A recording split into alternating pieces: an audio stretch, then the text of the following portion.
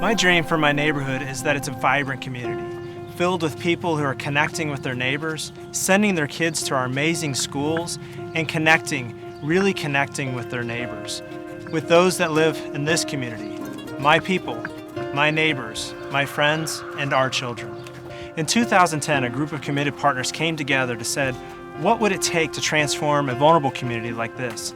And so the first place we started was in education.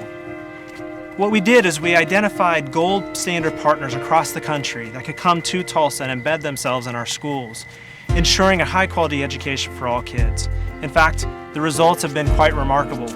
We've seen dramatic gains in third grade reading rates. We've seen significant contributions to attendance, behavior, and course performance in English and math. The problem is education's not enough. The dream is still a substantial risk. You see, our children and their families still have substantial obstacles that lie in their way.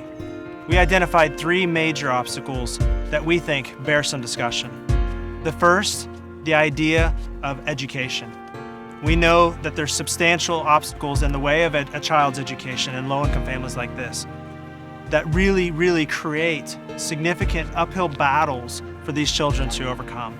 The second area is of a lack of stability.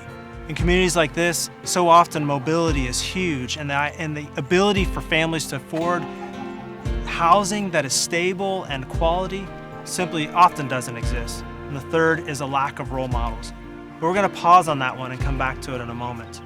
Because in 2015, we, together with our partners, began to look at the research and say, if we know that these are the obstacles, if we know that challenges like this are significantly impacting disenfranchised, financially unstable communities like ours, why are we not trying to attack the core of that problem? The core of the problem, from our perspective, is financial segregation. So we went to work on a new theory of change. You see, it's not enough just to provide great supports for our schools, creating amazing educational experiences for all kids. That's where the dream comes in. So I'm asking myself, what would happen if we combine these great schools with an integrated mix of kids from families from various financial backgrounds? What if we targeted our resources in a way that provided amazing individual instruction, creating lifelong bonds between kids from different circumstances?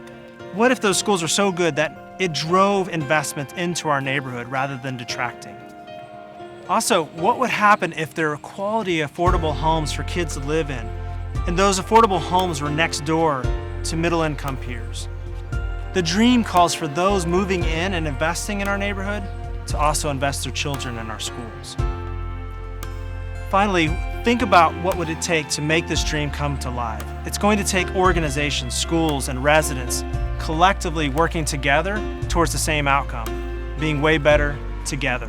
You see, the idea that there's not role models in my community, I adamantly disagree with.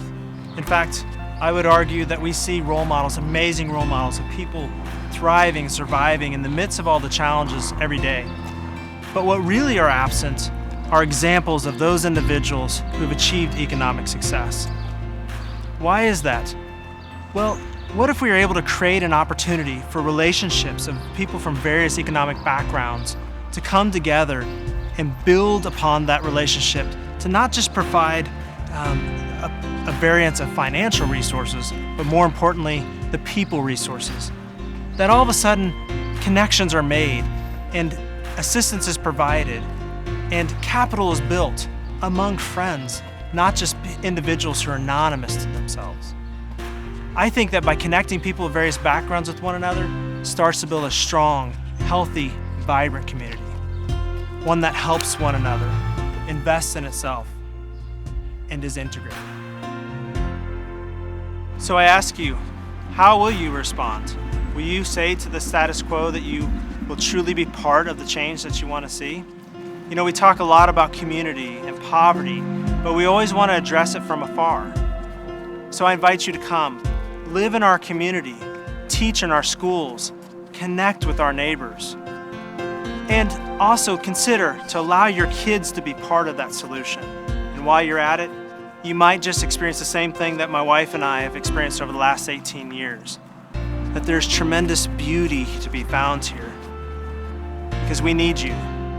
You need them to be all in. Won't you join us?